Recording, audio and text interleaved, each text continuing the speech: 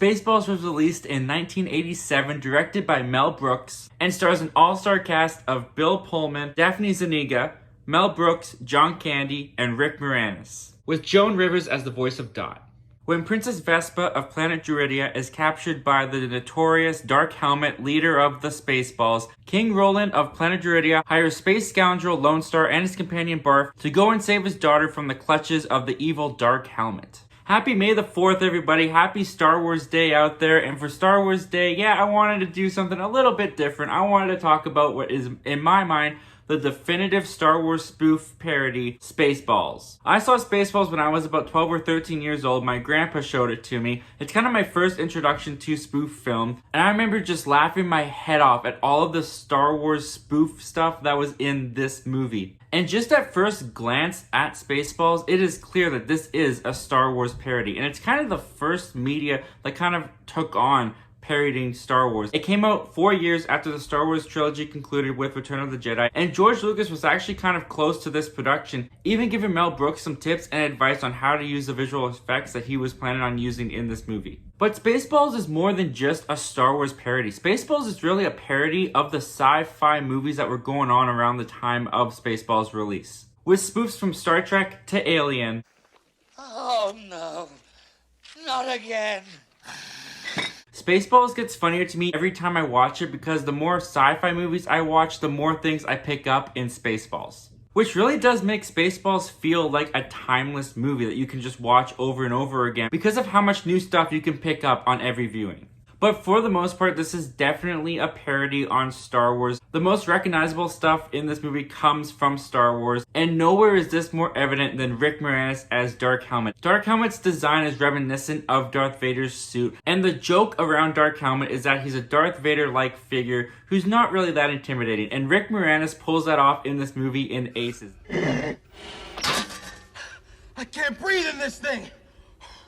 This is my favorite of Rick Moranis' performances that I have seen. Almost every laugh that I get from Spaceballs comes from Rick Moranis' performance as Dark Helmet. He single-handedly steals this movie from the rest of the cast in every scene that he is in just by playing this intimidating-like figure so pathetically. Now, Princess Vespa, at last we are alone.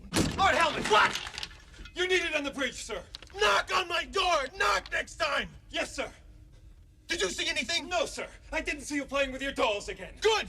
The segments for this movie just goes back to what Rick Moranis is doing on the Spaceballs ship are my favorite segments within this movie. Apart from Rick Moranis, you have Bill Pullman as Lone Star, a clear Han Solo ripoff, and you have John Candy as his companion in Barf, also a clear Chewbacca ripoff, and those two have a great rapport with each other as they go to rescue this princess. But when I say that this movie is ripping off these characters from Star Wars, what this movie does that spoof movies don't really seem to do nowadays, it's not simply just poking fun at Star Wars and its characters. The movie has clever jokes that go beyond just riffing off of Star Wars. This was also the first movie that introduced me to the concept of meta humor. There's a lot of gags in this movie that reference that they're in a movie, and up until this point I had never seen a movie actually do that. Reference that the characters know that they're in a movie. You idiots!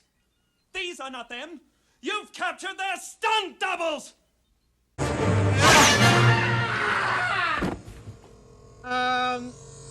He did it.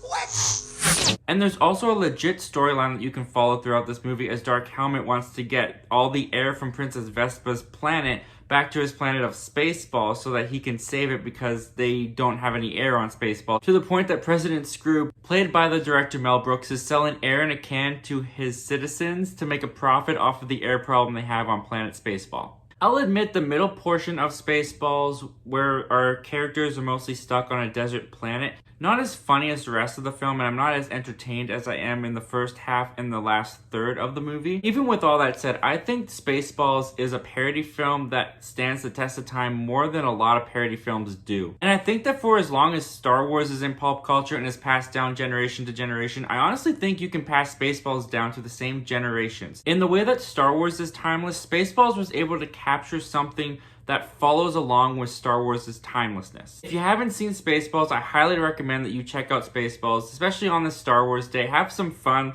having a little bit of a laugh with Spaceballs at Star Wars. But Spaceballs doesn't just feel like it makes fun of and mocks Star Wars. Spaceballs, in a way, feels like it gives a lot of respect to Star Wars and what Star Wars did and what Star Wars built. And while they're playing off of Star Wars, it never feels disrespectful. It never really feels like they're making fun of it. It just feels like they're having fun with it. And that's what I think I like about Spaceballs. There's no mean-spiritedness to Spaceballs. It doesn't feel like it's trying to mock George Lucas and his creation with Star Wars or make Star Wars look dumb. And so for this Star Wars Day, if you've never checked out Spaceballs, I totally recommend that you give Spaceballs a watch. And with the toxicness that can come with the Star Wars fandom, I think Spaceballs is a really good way to let loose a little bit in this fandom and just have fun and be reminded a little bit of the fun and silliness that comes with Star Wars, as Spaceballs really shines a light on it. What do you guys think of Spaceballs, and what is your favorite Star Wars parody piece in media? Comment down below, let me know. I want to know all your thoughts and opinions about this movie. Thank you guys again for stopping by. If you like what you've seen here, go on and click that subscribe button, as I have more movie reviews and movie related content coming out very soon. And as always, you guys, thank you so much for clicking on this video and checking out my channel. Once again, my name is Zach Milne. Thank you for talking movies with me, and hope you have yourself a great day. And may the 4th be with you.